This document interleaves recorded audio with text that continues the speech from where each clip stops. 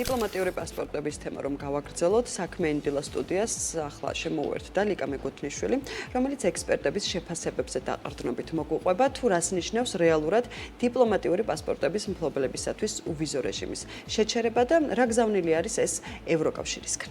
დილამშვიდობის მოგესალმებით. ესე იგი, ნინი, პირველ რიგში მაყურებელს მინდა ვუთხრა, რომ საბოლოო დოკუმენტი, რომელზეც ახლა მუშაობს ევროკომისია უკვე რამდენიმე დღეში გამოქვეყნდება და გვეცოდინება უფრო დეტალური ინფორმაცია იმის შესახებ, თუ ვინ არიან ეს პირები, ვისაც დაუწესდათ ეს შეზღუდვა და ასევე რა ფორმით იმოქმედებს შეზღუდვა. იმიტომ რომ ბევრი საუბარი იყო, ბევრი აზრთა სხვადასხვაობა, რომ აი მოუწევთ ვიზის რიგში დგომა, არ მოუწევთ, რა ფორმით იქნება ბიომეტრიული პასპორტით შევლენ თუ არა. თუმცა ეს არის მაყურებელს რომ კარგად განუმარტოთ ეგრეთ წოდებული ტექნიკური დეტალები, რომელიც ამ შემთხვევაში არ არის ამ ამბავში მთავარი. და საერთოდ არ არის მნიშვნელოვანი, როგორც ჩვენი რესპონდენტები განმარტავენ, ამ ყველაფრის კიდევ უფრო მძიმე რეალობა, რასაც ისინი ხედავენ, არის ის, რომ ევროკავშირმა ამით უთხრა იმ პირებს, ვინც მოხვდებიან ამ სიაში, რომ მათთვის ისინი არიან არასასურველი პირები, რომ ისინი აჩერებენ ყოველგვარ საქმიან ურთიერთობას, ეს იქნება პოლიტიკურ თუ ეკონომიკურ კონტექსტში და ნებისმიერ შეხვედრაზე კიდევ უფრო მარტივად რომ განვარტოთ, როდესაც იქნება ოფიციალური პირების შეხვედრა, ვიზიტები, ეს ადამიანები უბრალოდ აღარ იქნებიან დაპატიჟებული და რაღაცა დიპლომატიურ პერსონა ნონ გრატებად იქნებიან გამოცხადებულები ევროკავშირის ტერიტორიაზე. ნახოთ ახლა მოვუსმინოთ შეფასებას საერთაშორისო ურთიერთობების სპეციალისტები, ყოფილი ელჩები, დიპლომატები, როგორ ხედავენ, რა გზავნილს ხედავენ ევროკავშირისგან. ძალიან მნიშვნელოვანი, ძალიან ძიმე პოლიტიკური გადაწყვეტილება, პოლიტიკური დატვირთვის გადაწყვეტილება. ევროკავშირი გვეუბნება ძალიან მკაფიოდ, რომ დიპლომატიური პასპორტის მფლობელები საქართველოში დღევანდელი ხელისუფლების წარმომადგენლები არ არიან სასურველი პირები ევროკავშირის ტერიტორიაზე. პოლიტიკური დატვირთვა აქვს, რომელიც აისახება ზოგადად პოლიტიკურ განწყობაზე, ზოგადად აისახება მთლიანად ევროკავშირის პოლიტიკაზე და ასე შემდეგ. რაც შეეხება შემდგომ ნაბიჯებს და შემდგომ სანქციებს, მე ვფიქრობ, რომ ესეც ალბათ იქნება კალიბრირებული იმის გარშემო, კონკრეტული დამნაშავეების გარშემო. ეს არის უბრალოდ უარის თქმა ქართული ოცნების დღევანდელი ხელისუფლებისთვის ნებისმიერი სამუშაო ოფიციალური თუ სხვა ვიზიტების, რომელიც ესე უთუხად გვიმტკიცებდნენ, რომ არაფერი არ შეიცვალა ევროკავშირთან მიმართებაში საქმიანი თუ ოფიციალური მიმართულებით. უბრალოდ მათ არავინ არ დაპატიჟებს. ნინი გიორგი, როგორც ჩვენი რესპონდენტები გვიყვებიან, ეს არის ევროკავშირის მიერ მიღებული ფაქტობრივად უპრეცედენტო გადაწყვეტილება, რაც მიიღო აქამდე საქართველოსთან დაკავშირებით და ამას განიხილავენ წინაპირობად შემდგომი სანქციების, რომელიც მათივე მოსაზრებით აუცილებლად იქნება. და ამას ვერ აღუდგება წინ ვერც უნგრეთი და ვერც სლოვაკეთი და პრინციპში ვნახეთ ხო ეს ხუთი ქვეყანაც როგორ გაიცხრილა და საბოლოოდ როგორ დარჩა ამ ორ ქვეყანაზე და მარტივად რომ ავუხსნათ ჩვენს ერთი არის ის, რომ თუ სახელმწიფოთა შორის ევროკავშირის 27 წევრ ქვეყანას შორის ვერ დგება კონსენსუსი, მარტივად შეუძლიათ მათ გადაწყვეტილების მიღება ეროვნულ დონეზე და შესაბამისად ეს სქემაც ძალიან მარტივად მუშაობს. და მეორე თვალსაზრისით ის არის, რომ მაგალითად რუსეთის შემთხვევაში, როდესაც უნგრეთთან გარკვეული ტიპის ვაჭრობები წავიდა და საბოლოოდ მაინც შეუერთდა იმ დარჩენილ ქვეყნებს მიიღო ორბანმა ეს გადაწყვეტილება. ამიტომ ყველანაირი თვალსაზრისით ისინი ვარაუდობენ, რომ ეს საკმაოდ მძიმე შედეგებს გამოიწვევს და ეს არის მხოლოდ დასაწყისი, რაც შემდგომ უკვე ფინანსურ სანქციებშიც გადაიზრდება. ვნახოთ ახლა მოვუსმინოთ რა მოსალოდნელი შედეგებია და როგორ შეიძლება რომ სანქციები ამოქმედდეს საქართველოს წინააღმდეგ. ამ ქვეყნებს გააჩნიათ, ევროკავშირს გააჩნიათ ინდივიდუალურ რეჟიმში გადაწყვეტილების მიღების შესაძლებლობაც.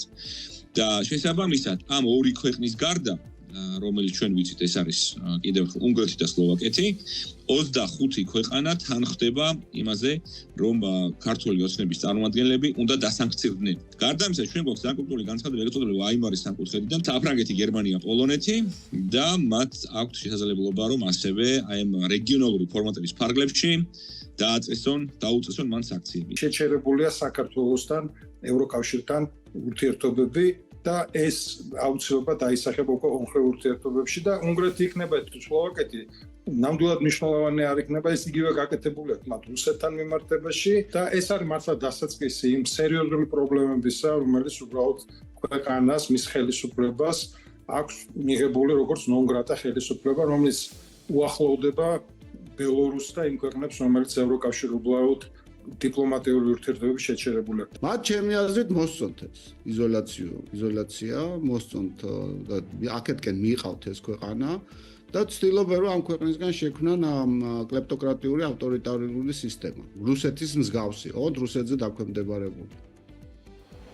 სანქციების მოლოდინი არის არა მხოლოდ ევროკავშირისგან, არამედ ამერიკის შეერთებული შტატებისგანაც. სულ 2 დღის წინ მოვისმინეთ მეთიუ მილერის განცხადება, სადაც სანქციების ახალ პაკეტზე მუშაობა დაანონსდა და ახლა მარტივად რომ ვთქვათ, იმიტომ რომ გუშინ ირაკლი კობახიძემ კიდევ ერთხელ აღნიშნა, რომ ელოდებიან 20 იანვარს, ელოდებიან ტრამპის ინაუგურაციას და თითქოს ეს შანტაჟიც შემდეგ უკვე შეწყდება. ახლა რა ხდება? როდესაც არის ამერიკის პოლიტიკურ ცხოვრებაში, ასე ვთქვათ, ეგრეთ წოდებული გარდამავალი პერიოდი, რაც იმას ნიშნავს, რომ ტრამპის პრეზიდენტად არჩევიდან 20 იანვრამდე, ანუ ეს პერიოდი ითვლება გარდამავალ პერიოდად, რა დროსაც ნებისმიერი გადაწყვეტილება, განსაკუთრებით, როდესაც ეს ეხება საგარეო პოლიტიკას, მიიღება ორივე პარტიის კონსენსუსით, როგორც დემოკრატების, ასევე რესპუბლიკელების. და შესაბამისად, ამ პერიოდში შეუთანხმებლად არათუ გადაწყვეტილება არ მიიღება, არამედ განცხადებაც არ კეთდება. ამიტომ იმაზე საუბარი თითქოს ტრამპი ან არ ეთანხმება, ან არ იცოდა ამ სანქციების შესახებ, ან რაღაცა შემდეგ მისი ინაუგურაციის შემდეგ ამ ყველაფერს რაღაცა აღკვეთს. ეს არის ძალიან დიდი სიცრუე, როგორც ჩვენი რესპონდენტები გვიყვებიან. ამის გარდა აღსანიშნავია ისიც, რომ იგივე რესპუბლიკელებს რომ დავუბრუნდეთ, ის ინიციატივები, მაგალითად მეგობარი აქტი, ასევე სხვადასხვა დოკუმენტი, რომელიც ერთგვარად მოიაზრებს ქართული ოცნების დასანქცირებას და მეორე მხრივ ქართული ხალხის მხარდაჭერას, არის სწორედ რესპუბლიკელი კონგრესმენების მიერ ინიცირებული. შესაბამისად, მათ ძალიან კარგად იციან თუ რა ხდება, რა რეალობის წინაშე დგას ახლა საქართველო და როგორც საერთაშორისო ურთიერთობების სპეციალისტები განმარტავენ, ტრამპი ვერანაირად ვერ დაამყარებს მჭიდრო ურთიერთობას იმ ქვეყანასთან, რომელსაც აქვს პრორუსული კურსი და ასე ვთქვათ, ირანთანაც საკმაოდ ესეთი ლოიალური პოლიტიკა ხო ხედავდით ირაკლი კობახიძეს ვიზიტებზე ირანში და ნუ რომ აღარაფერი ვთქვათ საერთოდ ჩინეთზე და მათთან ჩინეთთან სტრატეგიულ თანამშრომლობაზე. ახლა მოვუსმინოთ მათ შეფასებას, როგორ ხედავენ ამერიკასთან შემდგომ ურთიერთობებს. ადმინისტრაციები იცვლება, სტრატეგიული ინტერესები რჩება და სტრატეგიული ინტერესები საერთოდ არ გულისხმობს ჩინეთთან, ირანთან, რუსეთთან კეთილგანწყობას ან დემოკრატიის უკუსლას, ხო? ეს რა ვიცი, ბოლო საუკუნეზე მეტია არ შეცვლა. ბიზნეს ივანიშვილის სანქციების რეზოლუციაზე აქვს თანასპონსორობა, რუბიო, რომელიც საქართველოს მიმართულებით, რუსეთის მიმართულებით ძალიან აქტიურად არის ჩართული. და თავისთავად ის კონjunktūra, რომელიც იქნება საერთაშორისო რუსეთთან მიმართებაში, სირია იქნება თუ სხვა, უბრალოდ გამოსაყენებელია სწორად ჩვენი მხრიდან და უბრალოდ ეს მომენტუმი არ უნდა დაიკარგოს. ჩვენ გვაქვს ძალიან მკაფიო განცხადებები სენატორების ორივე პარტიიდან, საქართველოს მიმდევრ მომცან დაკავშირებით, ჩვენ გვაქვს ძალიან მკაფიოდ ჩამოყალიბებული ხედვა, რომ ეს ხელისუფლება უნდა დასანქცირდეს როგორც ერთ, ასევე მეორე პარტიაში, ამიტომ ნებისმიერი ასე ვთქვათ, მოსაზრება, რომ რაღაცა კარდინალურად გადატრიალდება 20 იანვარს, ეს არის რასაკვირველია ძალიან დიდი ტყუილი. ხო და ამერიკის თემა რომ ამოვწუროთ, როდესაც საუბრობთ ამ ქვეყანასთან ურთიერთობაზე, ქართული ოცნების პირობებში, ჩვენი რესპონდენტებიც ამბობენ, რომ ვერ ხედავენ ვერანაირ გზას, გამომდინარე იქიდან, რომ ელჩიც აღარ გვყავს ამერიკის შეერთებულ შტატებში ამჟამად და ამის საპირწონედ საკმაოდ დიდ ძალისხმევას გასწევს, როგორც ხედავთ, სალომე ზურაბიშვილი, რასაც ასევე აღნიშნავენ, რომ ჩვენი პრეზიდენტის ვიზიტი იყო ძალიან ნაყოფიერი, გამომდინარე იქიდან, რომ მან მიაწოდა სრული ინფორმაცია დონალდ ტრამპს და ახლა მნიშვნელოვანი არის მათ შორის ოპოზიციურმა სპექტრმაც აქტიურად იმუშაოს და ვაშინგტონთან მჭიდრო ურთიერთობა ჰქონდეს მიმდინარე საკითხებთან დაკავშირებით. ასევე პარალელურად იანვარში არის მოლოდინი იმის, რომ უბრალოდ რეალობა არის წინაშეც დავდგებით, რომ ევროკავშირში იცვლება თავმჯდომარე ქვეყანა და უნგრეთს ანაცვლებს პოლონეთი, საქართველოს მეგობარი ქვეყანა და ანტირუსული განწყობით, რომელმაც ძალიან კარგად იცის რა არის რუსული საფრთხე და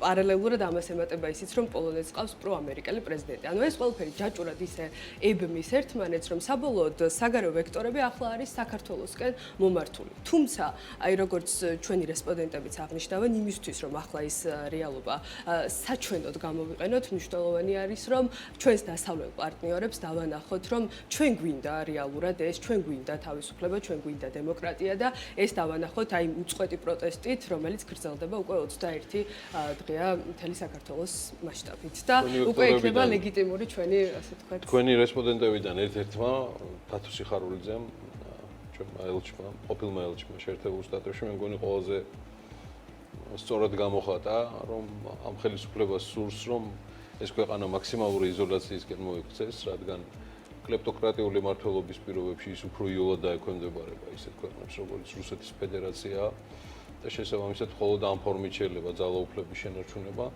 როცა ქვეყნის აღმასრულებელი ხელისუფლების ლიდერის ტრიბუნასთან დგახარ, ყვები ამბავს ხუთ სახელმწიფოსთან დაკავშირებით, საიდანაც 3 საღამოსკენ გამოვა და იტყვის, რომ შენ ცრუობ,